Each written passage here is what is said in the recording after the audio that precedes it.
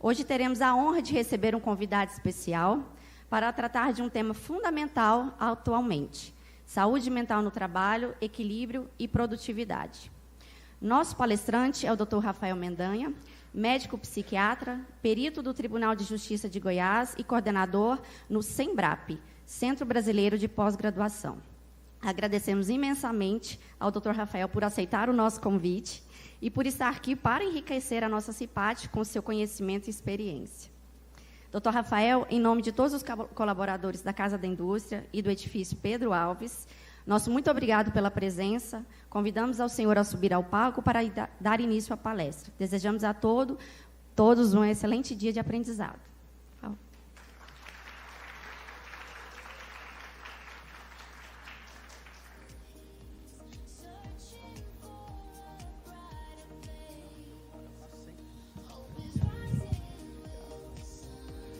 Bom dia a todos. Alegria enorme estar aqui hoje com vocês. Também inicio pela minha audiodescrição. Sou um homem, 27 anos, incríveis 1,67 m, já contando com os generosos centímetros que o sapato me dá. Vestindo terno cinza, camisa branca. Aproveito para parabenizar o nobre trabalho da nossa colega. Qual é o seu nome, minha amiga? Esther, parabéns pela função tão nobre. O que eu não consigo descrever aqui em palavras é a minha alegria de estar aqui com vocês hoje. Agradecer à doutora Ludmila pelo convite que me fez para estar aqui novamente. Nós já estivemos juntos em outro momento e agora estar aqui com vocês, colaboradores, que separaram um tempo para a gente poder conversar. Eu sei, é terça-feira, são 10 da manhã. Vocês tinham muitas agendas, muitas pautas, muitos compromissos, mas ainda assim optaram por estar aqui com a gente hoje. Nos deram aquilo que vocês têm de mais precioso, o seu tempo, para a gente poder conversar um pouquinho sobre saúde mental no trabalho. A ideia aqui é propor vocês para embarcarem junto comigo numa viagem, tá? Uma viagem que começa lá com Adão e vai terminar aqui nos dias de hoje. Mas não é voo direto. A gente vai fazer algumas pausas, algumas escalas. Na psiquiatria, é claro, mas também na filosofia, na música, no conhecimento prático do nosso dia a dia. Eu espero que esse encontro seja tão alegrador para vocês, quanto também certamente será para mim. Alegria estar aqui com vocês hoje. Vamos lá, como prometido, vamos falar sobre trabalho numa perspectiva histórica, por que não, de Adão a Durkheim. Segundo nos conta o livro da Bíblia, Adão foi colocado lá no Jardim do Éden para cuidar dele e cultivá-lo. Ele não estava lá a passeio. Pensa, ele tinha muito trabalho, muito labor a fazer. Tinha que dar nome para todos os animais, e convenhamos, eram muitos. Tinha que aparar um fruto aqui, tirar uma galha ali, cortar um capim aqui. E isso é o que está escrito. A partir de agora já é vozes da minha cabeça. Imagino eu que ele pensou, esse trabalho aqui está tranquilo demais, olha só que silêncio, olha só que paz, não tem ninguém pedindo para eu guardar a toalha, não deixar aqui em cima da cama, organizar minha coisa, ninguém está reclamando que eu estou fazendo a barba e está ficando sujo aqui na pia. Adão dorme. Amanhece no outro dia, passa a mão na barriga, está faltando uma costela. Adão começa a entender o que é trabalho de verdade a partir de então. Brincadeiras à parte, mas conta a história que Adão e Eva conviviam ali até que surge aquele episódio da maçã, que nós bem conhecemos, e esse episódio muda o jogo. Aquilo que era um trabalho possivelmente leve e agradável, passa a ter uma outra conotação. Porque está escrito, com o suor do seu rosto é que você comerá do seu pão. A perspectiva de trabalho muda no primeiro homem.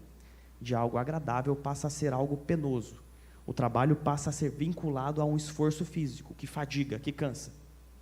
E aí, quando a gente passa para analisar a origem etimológica da palavra trabalho, vem do latim tripalium, que significa 3 paus. Essa ferramenta aqui, usada para amarrar bois, amarrar cavalos e também escravos, para serem açoitados, presos e açoitados. Então percebam que interessante. Trabalho tem a ver com sofrimento, com tortura, pelo menos na sua origem etimológica, é o que está aqui bem claro. Mas aí você pensa, poxa, a palestra não era de saúde mental no trabalho, eu vou entrar mais depressivo do que eu entrei? Como assim? Acho que não era bem essa a intenção, né? Será que ele errou no script? Acredito que não. Eu quero propor para vocês uma análise de por que então o trabalho é tão interessante, a partir de 3 pontos principais. O primeiro e mais evidente, porque o trabalho nos dá o sustento. Isso vem do negócio. Em termos de origem etimológica, negação do ócio. Eu abro mão do meu tempo livre que tenho, troco o meu tempo em força de trabalho e no fim do mês recebo ali uma recompensa. Recompensa que chamamos de salário. Recebe esse nome porque, conforme a história, os primeiros soldados que foram pagos dessa forma, não existia moeda, Pix, Bitcoin, era tudo pago em sal. Daí, salário. A partir disso, a gente tem duas verdades escancaradas. A primeira dela é que trabalho não é Disneylândia, não é parque de diversões. Senão, ninguém receberia nada ao final do mês. Pelo contrário, pagaríamos para estar ali. E não é isso que ocorre. Mas a segunda verdade é que esse ponto, suficientemente, é importante para que trabalhemos, todos nós trabalhemos. Porque é a partir desse tal salário, dessa recompensa, que podemos viver de forma digna. Afinal, o trabalho dignifica o homem. É com esse tal salário que a gente pega e se veste, que a gente pega e se alimenta, que a gente mora debaixo de um teto. E isso, por si só, já é suficiente. A gente poderia encerrar a palestra aqui, tchau, bom dia, valeu. Então, isso é evidente, mas não pode parar por aí. Porque se fosse só o salário, todos nós gostaríamos de ter uma única profissão, aquela que desse mais dinheiro, evidentemente, se essa fosse a única recompensa. E não é bem isso que acontece. Me lembro quando eu estava lá no pré, e a minha professora, tia Ned, perguntava para a gente, o que você quer ser quando crescer?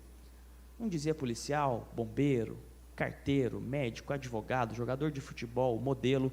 Existia uma ampla gama de variedades. É bem verdade que isso era na minha época, talvez hoje não seja assim. Esses dias eu subi no elevador com umas crianças que estavam brincando lá embaixo e aproveitei para perguntar, né? O que você quer ser quando crescer? A resposta não foi tão variada. 50% da amostra queria ser youtuber, a outra 50% influencer.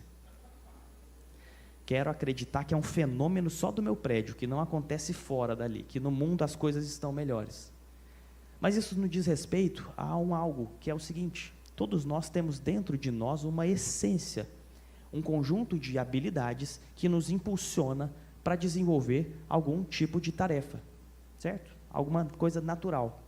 A esse conjunto de habilidades, os gregos dão o nome de daimon interior. E quando esse conjunto de habilidades é direcionado para a tarefa devida, constrói-se uma situação chamada de eudaimonia. Segundo os gregos, uma situação de completude total, tal que o universo me mune de diversas informações e habilidades e eu devolvo para o universo na forma de valor, naquilo que eu consigo propor para o mundo.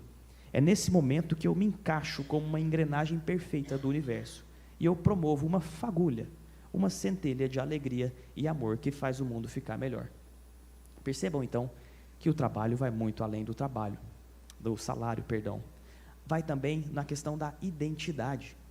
Percebam que em determinado instante o trabalho se torna uma extensão de mim, ou talvez eu, uma extensão do próprio trabalho. É quando o CPF se une ao CNPJ, pessoa física e pessoa jurídica tornam-se um só. E como é que a gente observa isso? Imaginem vocês que a gente acabou de se conhecer num banco da praça. E a gente fala, né, do clima, do jogo do Flamengo, do jogo do Palmeiras, mas 2 minutos depois a gente fala, prazer, eu sou o João, eu sou médico, eu sou a Maria, eu sou advogada, eu sou a Lúcia, eu atendo. Percebam, eu sou aquilo que eu exerço. De repente, a minha profissão se une a mim. Isso é muito evidente.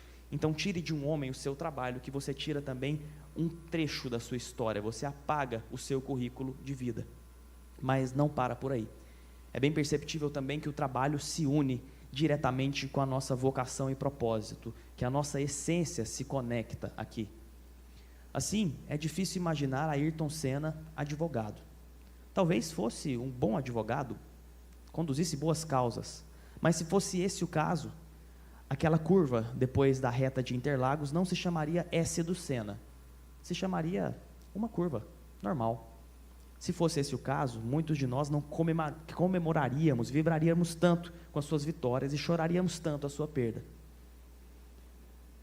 Ayrton Senna nasceu para pilotar um carro de Fórmula 1 e fazendo isso nos alegrou. De forma semelhante, Michael Jackson. Imagine Michael Jackson farmacêutico, excelente farmacêutico, um dos melhores da região. Mas se fosse assim, não existiria Billie Jean. Thriller seria só um gênero de filme de terror. E nenhuma criança passaria grande parte da sua infância tentando copiar o moonwalk. De fato, Michael Jackson, farmacêutico, ajudaria muita gente, mas milhares de outras pessoas viveriam num mundo menos dançante e, com certeza, menos alegrador. Assim também Maria, que poderia ser Lúcia, João, José, aqui o nome é fictício. Maria, técnica de enfermagem. Se não fosse tão habilidosa, tão astuta, tão estudiosa, muitos pacientes possivelmente teriam morrido, porque só Maria, naquele hospital, teria a capacidade de pegar um acesso venoso periférico de um paciente totalmente desidratado. Só Maria une todas essas capacidades, todas essas habilidades para fazer aquela função. E fazendo isso com excelência e esmero, o mundo torna-se um lugar melhor. Percebam, o trabalho é tão importante que, se fosse possível trazer para os dias de hoje, René Descartes, talvez ele dissesse algo como: trabalho, logo existo. E talvez, se tira do ser humano o seu trabalho, a gente tira o seu sustento, a gente tira a sua identidade, a sua vocação. Em última instância, a gente pode apagar esse ser humano da sua própria existência. Assim propõe Gonzaguinha, de forma muito poética. Um homem se humilha se castra o seu sonho. Seu sonho é sua vida, e vida é trabalho. E sem o seu trabalho, o homem não tem honra. E sem a sua honra, se morre, se mata. Aqui é se matar no sentido literal, mas não só nisso. Pode ser também no sentido mais concreto da palavra. É o que nos propõe Émile Durkheim, sociólogo, que estudou o fenômeno do suicídio. Não estamos no Setembro Amarelo, mas é preciso amarelar o ano inteiro. Durkheim, observando as relações sociais, propôs que maior é o risco de suicídio quanto mais frágeis forem as relações sociais de um indivíduo. E ele faz isso a partir da análise de grupos e comparações, de forma que ele percebe que, entre solteiros e casados, solteiros têm o maior risco de suicídio do que os casados. E aí você pergunta: será que está certa essa pesquisa? Como assim? Mas não é a vida de solteiro que é a vida boa? Durkheim deve ter se enganado. O que Durkheim propôs à época se confirmou com estudos bem validados atualmente. Mas por quê? Parto do ponto de um relacionamento conjugal saudável, onde pessoas se amam, se respeitam. Se o mundo é tão difícil e eu quero deixá-lo, não parece justo esse peso do mundo ficar dividido somente para uma pessoa. Se eu divido por dois, parece ser um pouco mais justo. Talvez a simples existência de uma outra pessoa me faz pensar por 2 minutos, por 5 minutos, tempo suficiente para possivelmente salvar uma vida, impedir que algo aconteça de mais grave. De forma semelhante, pais que não têm filhos têm um risco maior de suicídio do que pais que têm filhos, na mesma perspectiva do cuidado. Durkheim também evidencia que aqueles indivíduos que não praticam nenhuma religião têm um risco aumentado em relação àqueles que praticam. E veja bem, Durkheim não era lá um grande religioso, ele não atribui aqui isso a um poder divino, mas atribui ao fato de que, independente da religião, aqueles que frequentam uma comunidade religiosa ali criam laços, e laços afetivos de qualidade são protetores para a nossa saúde mental. Da mesma forma, o trabalho, para além de todo o aspecto de sustento, de negócio, de identidade e propósito, no trabalho eu crio relacionamentos. Isso é evidente. Todo mundo aqui deve ter um grupo que não tem o chefe e é o grupo para falar mal do chefe. Isso acontece. Todo mundo aqui deve ter um grupo onde você combina que no final do expediente, na sexta-feira, a gente vai sair e vai ter um famoso happy hour, a hora feliz, onde todo mundo se senta e dessa roda de conversa muito leve sai amizade, sai casamento, sai briga também, faz parte. Mas o fato é que no trabalho a gente também cria laços, e laços protegem. E, portanto, é claro que o trabalho também nos protege. Mas eu entendo, não estou aqui para falar que todo o trabalho é super feliz, super alegrador. Eu sei que o trabalho, em determinada medida, também pode ser fator de risco.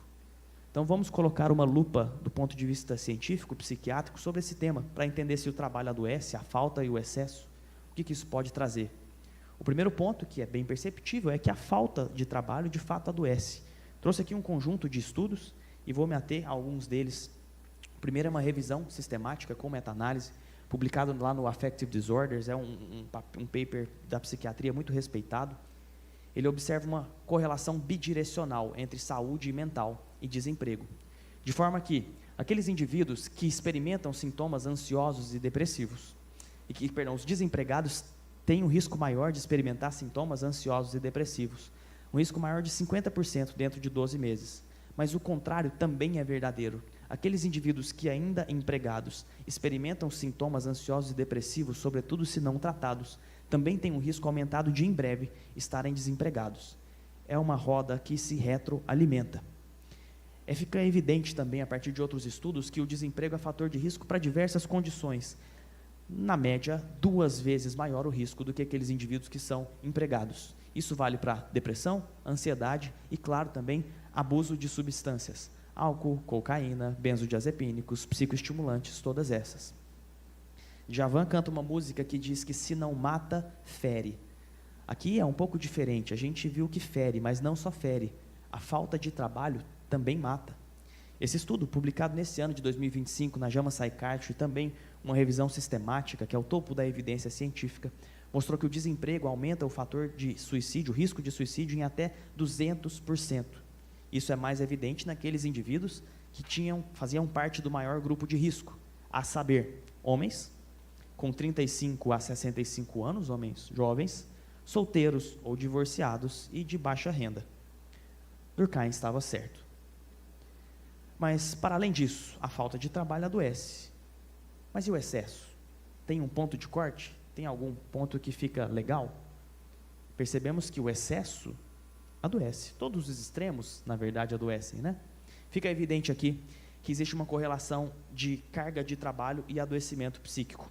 Esses estudos percebem que, para quem trabalha acima de 48 horas por semana, tem um risco aumentado de desenvolver sintomas depressivos em até 4 vezes.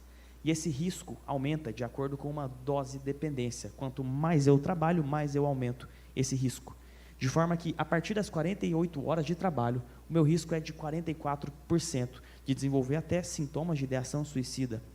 Se eu aumento isso para uma carga ainda mais extensa, de 55 horas de trabalho, esse risco aumenta para 65%, quando comparado com uma jornada habitual de 40 horas por semana.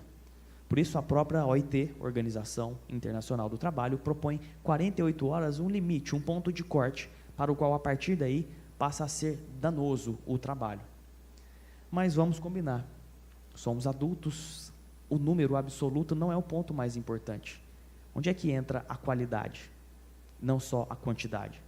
O que percebemos é o seguinte: fatores como equilíbrio, segurança psicológica e gestão da carga de trabalho são pontos mais importantes, influenciam com maior intensidade a saúde mental, mais do que, de fato, o número de horas trabalhadas. Outros estudos percebem o seguinte: um ambiente laboral com múltiplos estressores psicossociais aumenta muito o risco de desenvolver um estresse disfuncional, a tal síndrome de burnout e também sintomas depressivos.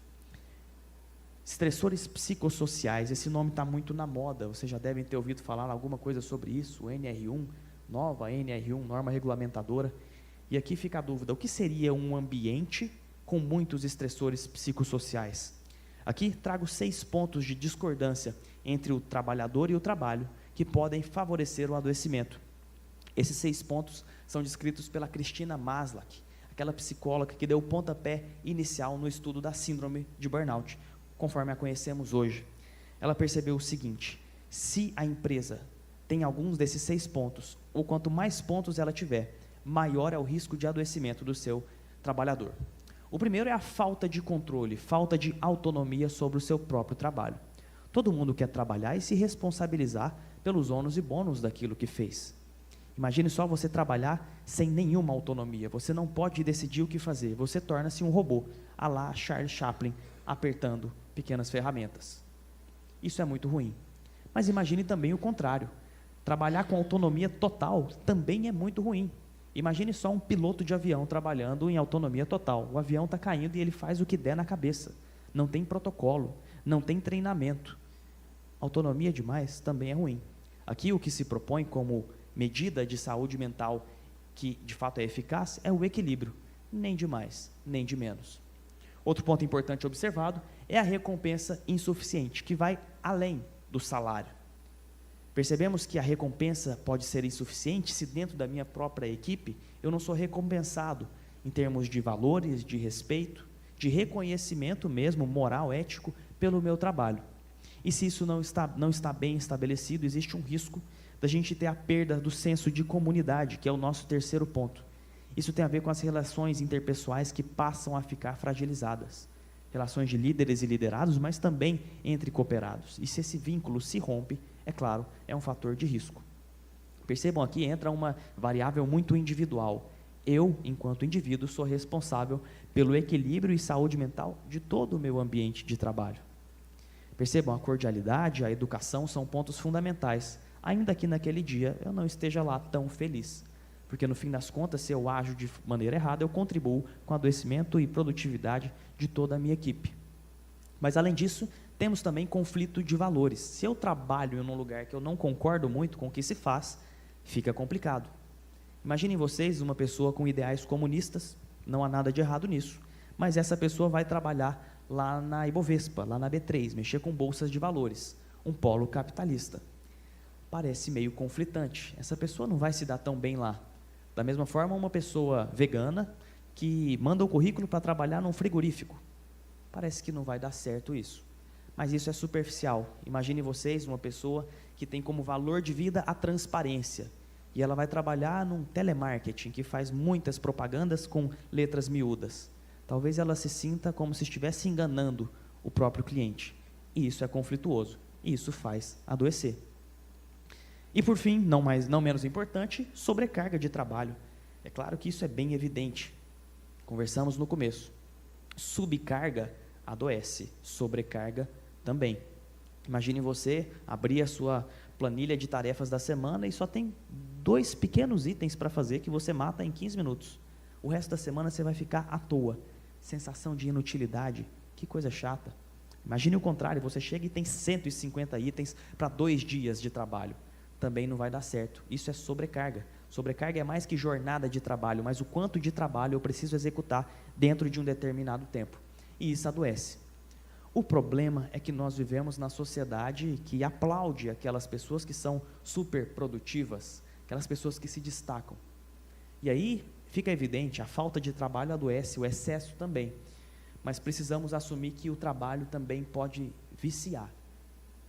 Já que vivemos nessa cultura do tudo posso, tudo alcanço, do trabalhe enquanto eles dormem, estude enquanto eles descansam, trabalhe um pouco mais enquanto eles viajam. A gente nutre isso e a gente aplaude aquele indivíduo que fala que não dormiu nada naquela semana para conseguir entregar um relatório. Às custas de quê? Percebam que se fosse uma pessoa que viesse aqui publicamente assumir que tem um problema de dependência com álcool, que não está conseguindo parar de beber, bebe todo dia em grande quantidade, a gente diria, opa, isso é uma dependência, amigo, você precisa de ajuda. Alcoolismo. Percebam que workaholismo tem o mesmo final, porque workaholismo também é uma dependência comportamental, no caso, mas a gente tende a aplaudir. O cara que consegue bater todas as metas 3 vezes no mês, às custas de quê?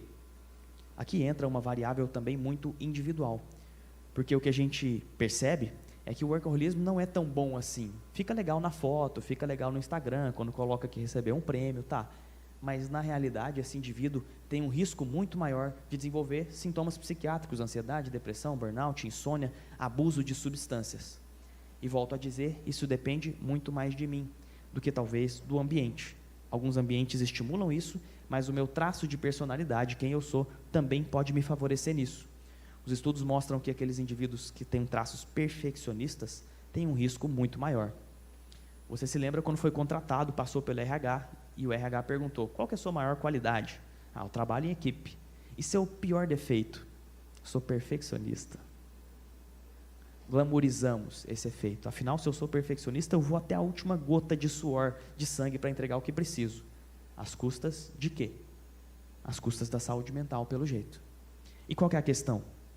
A gente tenta manter essa produtividade em alta e aqui entra um tópico super importante, chamado de neuroenhancement, ou doping do bem.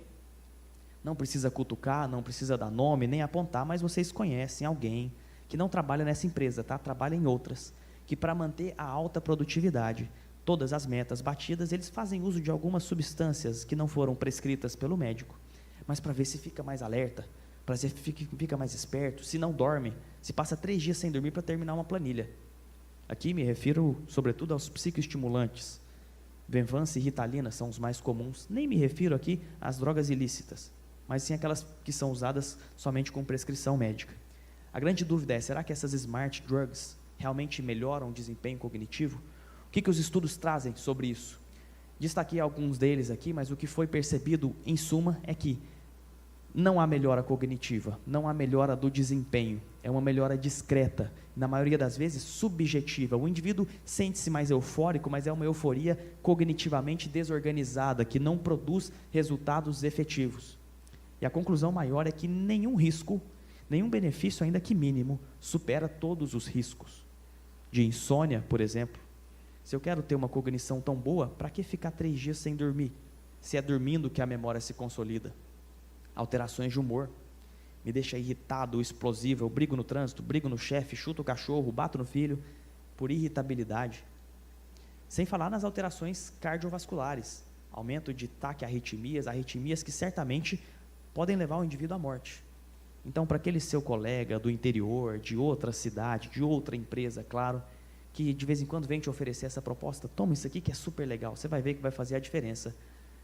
Negue com muita educação e, se necessário, oriente para que ele busque ajuda, porque talvez ele de fato precise. Falamos de muitos estudos internacionais e vocês pensam, tá, isso é coisa do Brasil para fora. No Brasil a gente está muito bem, né? Graças a Deus. Talvez nem tanto. As manchetes são bastante alarmantes, talvez não correspondam aos dados reais, mas a gente vê dados como esse, crise de saúde mental. O Brasil tem o maior número de afastamento por ansiedade e depressão em 10 anos. Os afastamentos batem recorde de 400% desde a pandemia. E a gente se questiona, o que está acontecendo, né? Por que a gente está adoecendo tanto? Tanto dentro quanto fora do trabalho. Afinal de contas, numa jornada habitual de 40 horas por semana, são 8 horas por semana, por dia, sobram 2/3 das 24 horas para a vida lá fora. E o que a gente tem feito com isso? A ideia é que a gente tenha adoecido por 2 fatores que eu quero colocar aqui para a gente pensar juntos. O primeiro é a escolha e o segundo é o amor. Escolha porque convido vocês para uma nova viagem ao longo do tempo. Antes, era o destino que ditava a própria jornada do indivíduo. Filho de sapateiro, sapateiro seria. Filho de artesão, seria artesão. Neto, bisneto de agricultor, também seria. Percebam, não tinha muita opção, não tinha para onde fugir. E vocês pensam, nossa, que chato, eu não ia poder escolher o que eu queria, nem com quem eu ia casar eu podia escolher. Isso é necessariamente ruim? Não. A gente não tinha angústia da escolha. Só tinha um caminho possível para ser trilhado. Nasceu, já recebeu o veredito de com quem ia trabalhar, com quem ia casar, o que ia fazer para o resto da sua vida. Seria tipo uma liberdade de zoológico. Pode fazer o que quiser, desde que não saia da jaula. E essa jaula protegia contra as angústias das múltiplas possibilidades que vivemos hoje. Hoje é diferente. Hoje tem mais de 900 profissões catalogadas, das quais derivam diversas outras funções. Esse número chega a 1.800 com extrema facilidade. Eu já tenho que decidir todos os dias. Todo dia é dia de decisão. As múltiplas possibilidades nos angustiam. Por isso que você vai na pizzaria, tem um cardápio gigante de todas as possibilidades de pizza, frango, catupiry, as opções são muitas. E na maioria das vezes você morre na de calabresa, sem cebola, para garantir. Mas você come a calabresa pensando, será que a de frango não seria melhor? Essa calabresa está meio sem graça. Toda vez que escolhemos um caminho, deixamos de escolher milhares de outros caminhos. Quando escolhemos nos relacionar com a pessoa A, deixamos de criar uma vida com B, C, D, E, F. Isso também serve para as nossas profissões. Percebam, escolher é angustiante. E não sou eu quem falo isso. A filosofia já nos traz ensinamentos. O primeiro proposto por Kierkegaard, ele diz que existir significa escolher. Mas isso não representa riqueza, mas a miséria do próprio homem. Sua liberdade de escolha não é grandeza, é o seu drama permanente.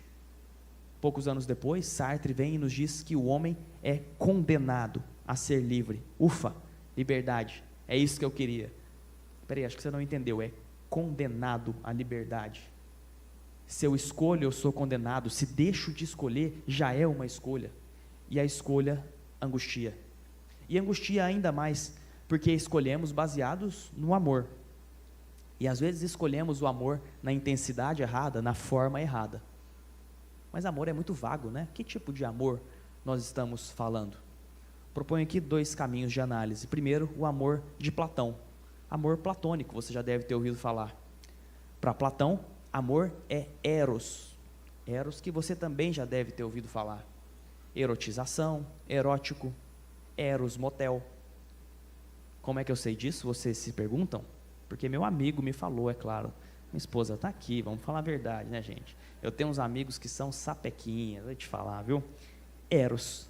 Amor é eros. E o que é eros? Eros é desejo. Então, amor é desejo. Não facilitou ainda. O que é desejo? Eu desejo aquilo que me falta.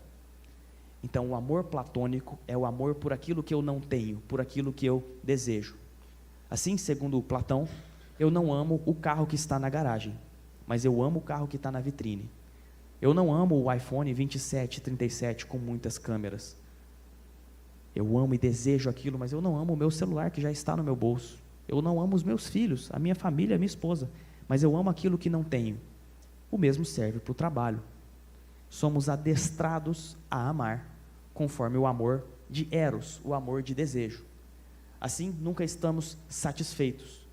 Afinal de contas, a gente termina a escola, quer prestar um vestibular, termina o vestibular, quer fazer uma pós-graduação, termina a pós, quer fazer a terceira, quarta, quinta pós, a gente chega na empresa, tem 15 cargos, a gente quer subir do 15º para o 4º, e a gente nunca se cansa de buscar o algo mais. E percebam que, se formos viver na perspectiva do amor platônico, viveremos uma vida de saco sem fundo.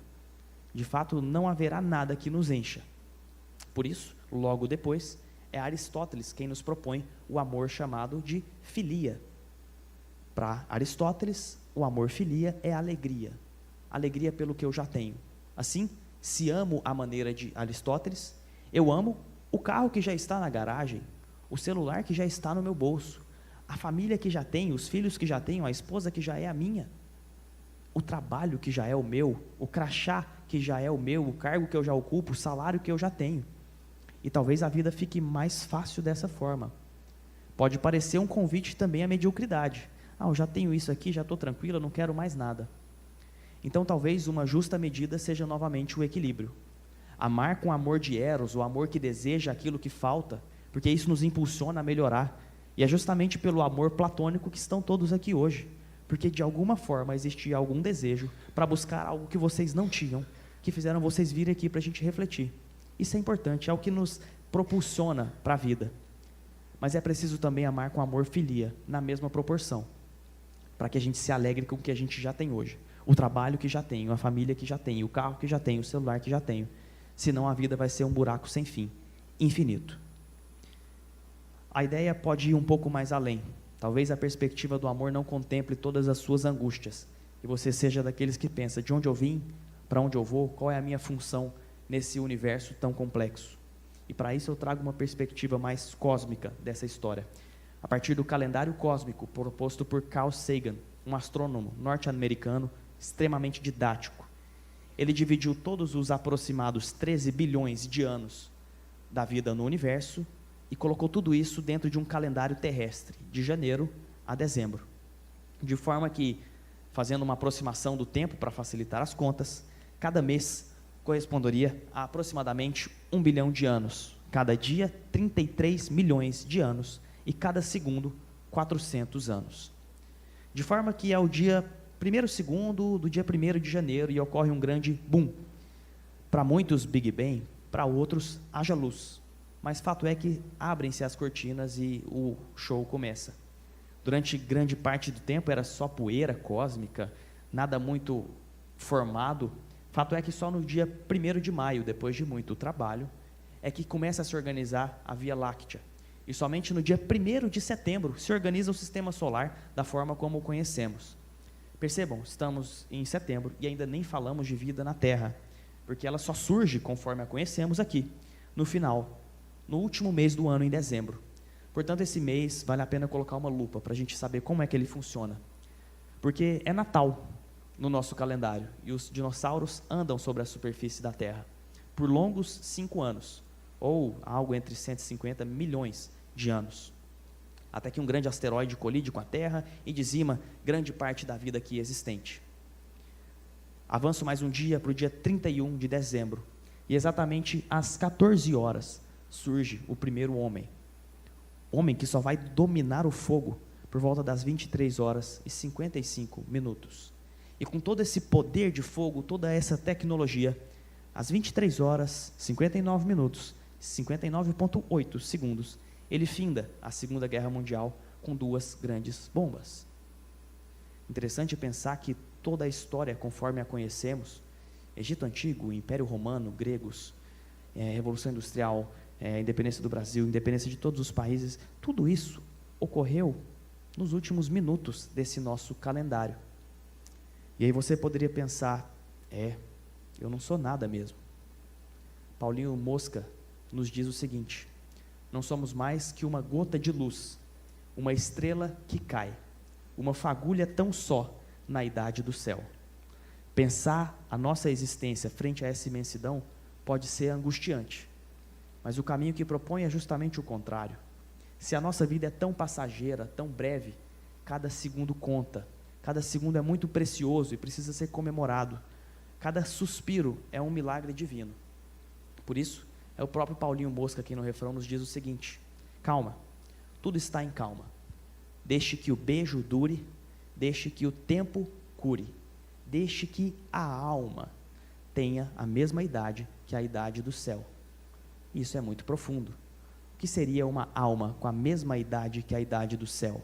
Uma alma intransitiva, completa por si só, cheia de significado e significância. Talvez seja esse caminho. E como alcançar essa alma tão completa, tão plena? Os caminhos são diversos: a espiritualidade, a fé, a matemática, as ciências, a filosofia, as artes. Aqui, já que estamos falando do trabalho, podemos pensar sobre o prisma do sentido de propósito. E podemos fazer isso a partir de uma história muito conhecida, proposta no mito homérico da Odisseia. Ulisses era o nosso grande herói nessa história. Ulisses era um rei grego, conforme conta a história. Ele vivia na ilha de Ítaca. Ulisses, em Ítaca, era amado pela sua esposa Penélope, venerado pelo seu público, admirado pelo seu filho. Ulisses, em Ítaca, tinha a mesma idade que a idade do céu. Mas, como bem sabemos, os gregos e troianos entram em guerra, e então Ulisses é obrigado a ir na guerra contra os troianos, guerra que dura muito tempo, são longos 10 anos. Ele não queria estar ali, mas vocês bem sabem como isso termina, com aquela história do cavalo de Troia. Os gregos vencem a guerra, e então Ulisses sai desse confronto como um verdadeiro herói de guerra, e ele pode finalmente voltar para casa. Mas não é isso que ocorre. Ao longo desses anos, ele acabou se envolvendo numa briga com o filho de Poseidon, deus dos mares. Por isso, ao final da guerra, Poseidon o castiga, não deixa que ele volta para casa, e o deixa preso numa ilha, a ilha de Calipso. Calipso era uma deusa, muito bela, por sinal. Nessa ilha, a areia era branquinha, a água era cristalina, o céu era azul, as palmeiras eram verdes, os frutos eram frondosos. Tinha Calipso, a deusa muito bela, e ele era servido pelas suas diversas ninfas, todos os dias, à vontade. E aí você pensa, que tipo de castigo é esse? Para onde que eu mando o currículo para ser castigado com tamanha voracidade? Mas era castigo para Ulisses, porque Ulisses não queria estar ali. Todos os dias durante a noite, Ulisses se aproximava da praia, olhava no sentido de Ítaca e chorava, porque ele não queria estar ali, mas queria estar nos braços da Penélope, abraçando o seu filho, sendo aclamado pelo seu povo. Talvez se Roberto Carlos estivesse em Ítaca e não Ulisses, ele diria algo como: se você não vem comigo, nada disso tem valor. De que vale o paraíso sem o amor? E vendo todo esse sofrimento de Ulisses, a deusa Atena se compadece e ordena que Ulisses fosse liberado. Mas tinha um problema: Calipso se apaixonou por Ulisses, perdidamente, E vendo o risco de perder o seu amado, ela chega a Ulisses e tem uma carta na manga, faz uma última proposta. Ela diz: Ulisses, estou apaixonado em você, gostei demais, nossa experiência aqui está super legal, fica aqui comigo e eu te dou 2 coisas, a imortalidade e a juventude. Você vai viver para sempre, e para sempre jovem, não é envelhecendo. Aqui você vive como um Deus. Fica comigo, que tal essa troca? E a resposta de Ulisses talvez seja um grande ensinamento da filosofia ocidental para o que levamos como sentido de vida. Ulisses nega. Ulisses acredita que é preferível viver uma vida de mortal, no lugar certo, com a pessoa certa, fazendo aquilo que lhe é devido, do que uma vida de Deus, no lugar errado, com a pessoa errada, fazendo aquilo que não lhe é devido. O lugar de Ulisses é em Ítaca. O lugar de Ayrton Senna era dentro de um carro de Fórmula 1. O do Pelé era jogando futebol. Existe um lugar para cada um de nós, que os gregos chamam de eudaimonia, quando a gente se encaixa no universo e produz uma fagulha, um centelho de alegria e amor sinceros. E aí você me pergunta: tá, gostei, entendi, como é que eu faço para achar o meu lugar? Me dá o gabarito. Eu acho que eu não consigo te dizer agora, porque eu não te conheço. E você pensa: então tá fácil, você tem um consultório, você atende, eu vou lá, a gente marca uma consulta, e a gente conversa, eu abro a minha vida, te dou o gabarito aqui da minha vida para você me dizer onde eu tenho que atuar, quais são os 3 passos para a felicidade, quais são os 5 passos infalíveis para ter o meu amor de volta, dar um golpe no meu chefe, ficar rico e ser o CEO da empresa e coisas afins. Ainda não vai funcionar, não vai ser numa hora de conversa que eu vou te entender, porque afinal de contas já tem 27 anos que eu convivo comigo mesmo, e ainda não me conheço por inteiro. A verdade é que o que se propõe é uma jornada de autoconhecimento. Como Nietzsche propunha: torna-te quem tu és. A jornada de autoconhecimento é muito mais solitária que comunitária. É navegar para dentro. Isso nem sempre é confortável. É uma estrada longa, fria, silenciosa, mas que vale a pena, porque no fim das contas, se a gente encontra essa fagulha, nosso caminho se ilumina de forma diferente. Um verdadeiro sol se põe sobre as nossas ideias e ilumina os nossos próximos passos. A minha proposta para vocês hoje, meus amigos, é a mesma que os titãs nos dão. Deixo com vocês as palavras deles. Lembre-se que a sós ninguém está sozinho, e é caminhando que se faz esse caminho. Afinal, enquanto houver sol, é para lá que eu vou. Muito obrigado e até a próxima, se Deus quiser.